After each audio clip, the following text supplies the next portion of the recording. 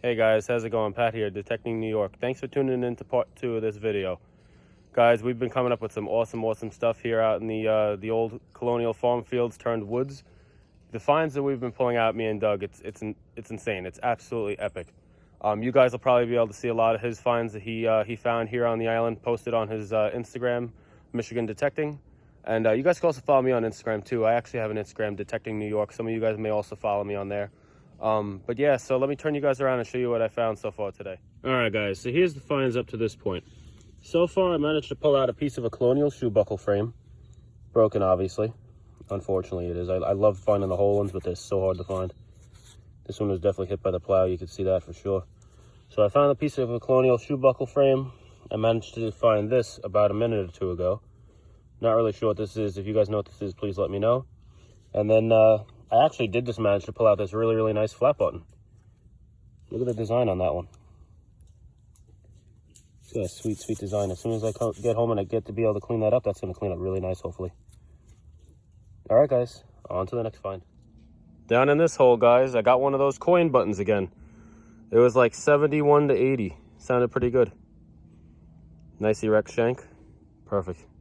All right, guys, on to the next. All right, guys, well, right here in this hole, the only reason why I even decided to film this is because this one's cool, but in the last hole that I just dug, I didn't film it. I managed to find an old brass square nail, which is very cool. I love those.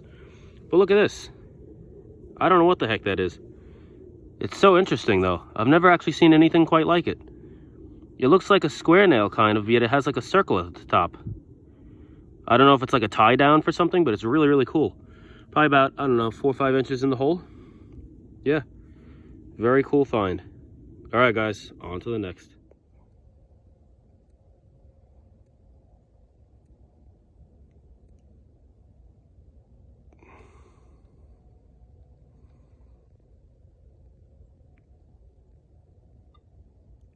All right, guys, here's Doug's finds up to this point.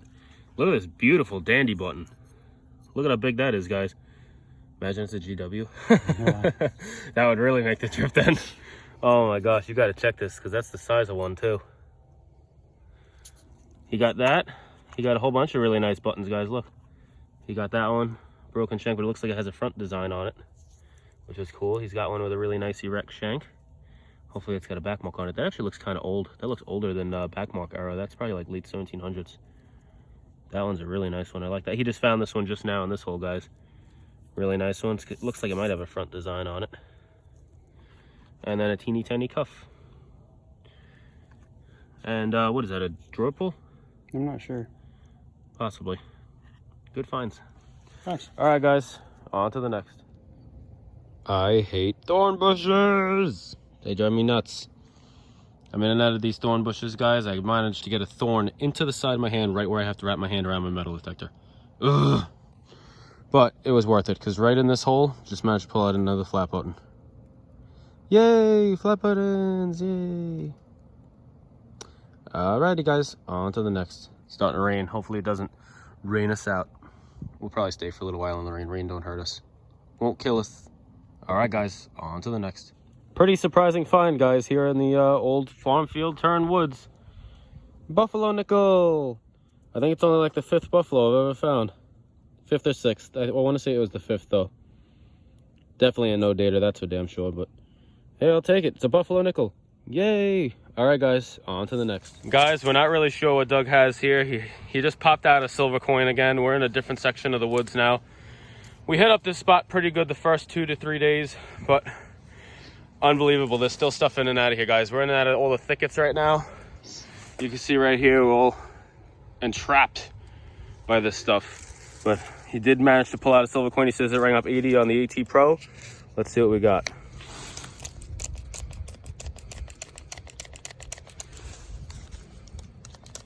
It's a Merc. It's a Warren Merc. Hey, it's still silver though. You can't complain with that. Now you got an SLQ and a Merc. Yeah. What year Merc is it?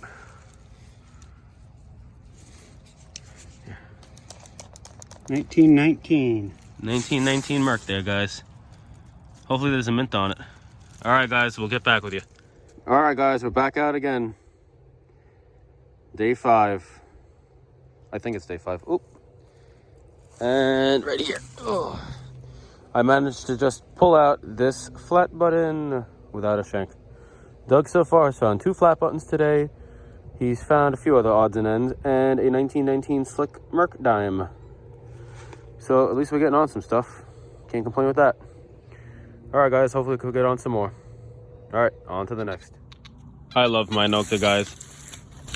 And even with the Amphibia, with the 9, I think it's 9.5 inch by 5 inch coil, it goes deep. It goes really, really deep, guys. That's no joke. Pinpointer depth. That's easily pinpointer depth. It came in screaming on this thing. Folded over flat button, probably hit by the plow sometime in the past, obviously. Yeah, that's a pretty cool find. I love the bent ones. Gives it character. Nice. Thank you, Nokta. Yay. All right, guys, on to the next. Guys, the signals have been pretty few and far between in and out of here today. I have 2 flat buttons. I actually found a piece of pottery in the hole. Doug has I think 2 flat buttons and a few other, like I said, odds and ends, including the 1919 Merc. It actually turned out to be a 1919 Philadelphia. I forgot to take the video afterwards.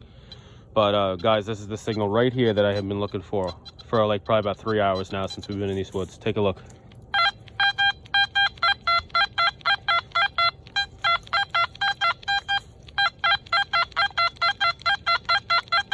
Pretty sure that's a coin. I'm gonna try to do a live dig with you guys here.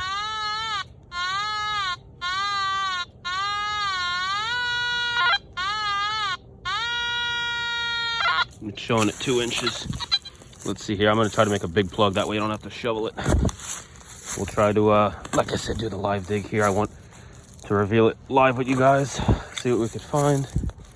Hopefully it turns out to be something good. Sorry for the shaky camera work here, guys, but it's hard to do it with one arm, or one hand rather, excuse me. We'll see what we could get. Hopefully it's something good. Sounds like silver, to be honest. We will see. Oh shoot, there's a root over here.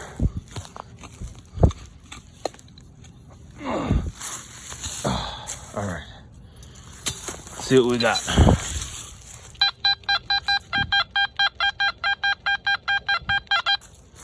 That might be a large cent, guys. If that ain't silver, that's probably a copper. That sounds so good.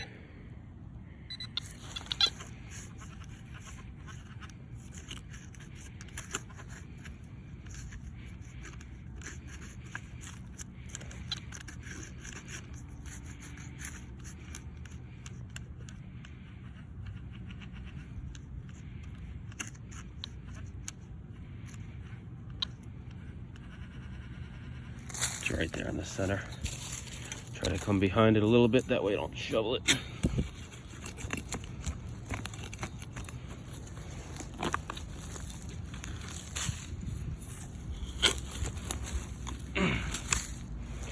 Let's see if I got it.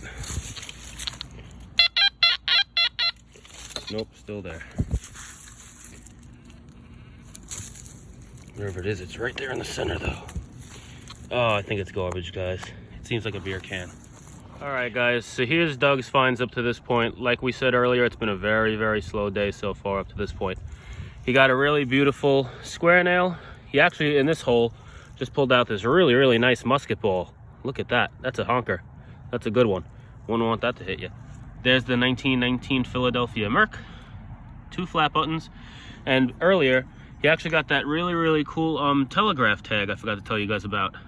It's really, really cool. Hopefully he could research it and see where, like when it was made, like what year.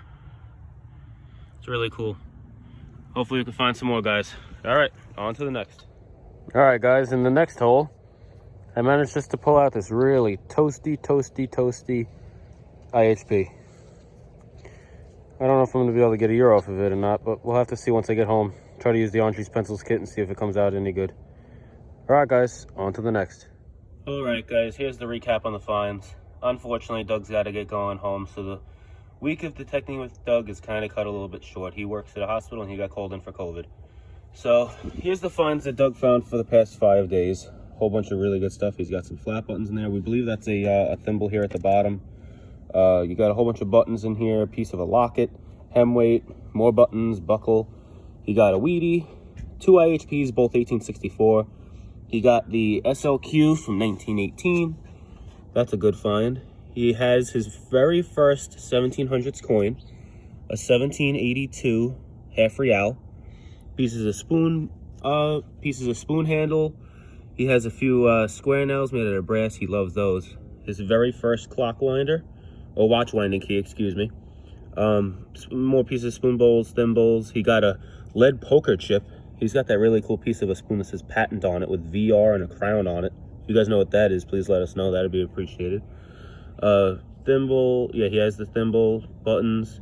Got this weird like buckley thing with like a latch piece on the bottom. I don't really know exactly what that is. Not sure what that piece is either. He's got a piece off of an old wooden ruler. A big ass dandy button. Look at that. Whole bunch of stuff. A buckle again. And a Merc. And a musket ball. Very, very good finds by Doug for his trip to Long Island. Hopefully he'll be back soon.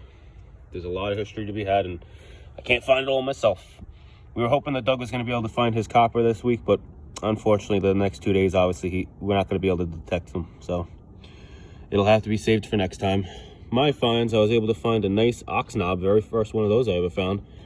Got a whole bunch of buttons and stuff. I got one IHP, I believe, as of late. I'm not sure if I have another one yet. I haven't been able to clean all my finds yet. I was trying to help him clean some of his. So yeah, I got the one IHP right there. I put it through electrolysis. It didn't really clean up too good. 1918 Weedy. Obviously all the buttons. I got a buckle, 2 buckles. I actually got 3 coppers this week so far for the 5 days. I got 2 braided hair large cents, 1848 and 1854.